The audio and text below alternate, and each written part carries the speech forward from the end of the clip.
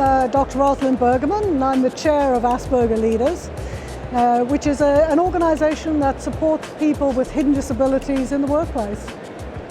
I am an individual myself. I have Asperger's. I found out quite late in my career that I had Asperger's, and I'd always wondered what it was about me that made it difficult in the workplace. I had to develop my own coping strategies because there was no support for me.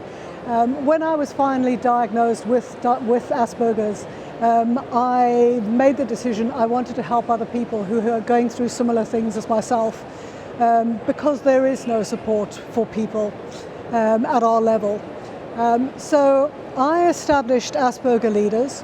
We provide support to people individually with hidden disabilities, but we also have a second side to that. So we go into the organisation, we provide education to managers.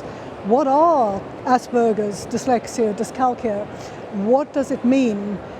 All of the people in Asperger Leaders have the condition. So for example, as I said, I have Asperger's. So I will go to the managers and say, this is what we experience. This is how we see things, rather than a specialist going in and saying, as a psychologist, blah, blah, blah. It's very personal. There are various types of hidden disability. Obviously, Asperger's is our key one because that's how the organisation started. An example of that would be an employee who has done extremely well in their organisation and suddenly they've been promoted into a management position. People with Asperger's sometimes struggle with social communication, office politics, emails, and that sort of thing. So when we're doing coaching with them, we can help them to, how do you work with your PA?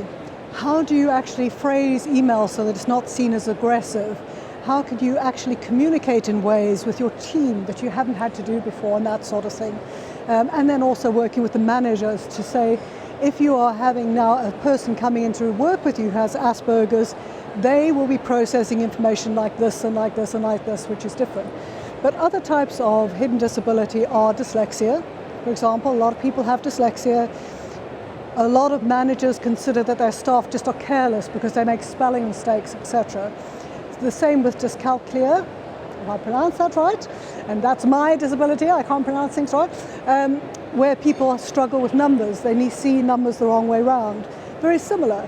It can be overcome if coping strategies are provided, but until they have that, people just think they're careless with adding up and things like that. One of the key things about running a program like this is it's part of your corporate social responsibility to actually offer support to people. So many staff won't actually disclose that they have a hidden disability because they're concerned that it may affect their career progression, create a glass ceiling, create a stigma. If you offer some sort of support through your intranet where people can actually go to this directly without it necessarily being disclosed to the employer, you are showing your staff that you're offering them support without judging them. Some of the key benefits are that you will have employees who are, number one, more self-confident. Some of the challenges that they may be experiencing in the workplace, for example, around performance, communication, etc., are overcome. But also where we give education to the managers, it's helping the managers to better performance manage their staff. So it's the two working together, not just the one, but both. It's the first time that we've come through to the Employee Benefits Conference. We felt it was time to actually go and offer our product to organisations. But it has been very interesting, the conversations we've been having. There have been a lot of people who have approached us from a personal perspective. So they have relatives, friends, other people they know who are in the workplace who need support. So how can that help them? Others who are corporate employers who actually have staff working for them and they have no idea how to support them in the workplace, as well as other staff that they know there's an issue, but they don't know how do we actually go about finding out what to do. So all of the conversations have been extremely positive, and the feedback we've had from everyone has been that it's the first program of this type that they've seen. The physical form for the individual tends to be one-to-one coaching, mentorship and career counselling. I also have a number of books published that we actually give as training for them, as published through a publishing house. an Asperger Leaders guide to various subjects like entrepreneurship, public speaking, change management, etc. But it's also done in group form for managers. So for example, you will do within an organization group training for the managers in organization to recognize potential hidden disabilities, how do we handle it, and things like that.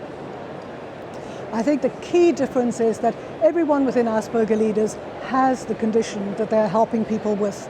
So as an example, as I said, I have Asperger's.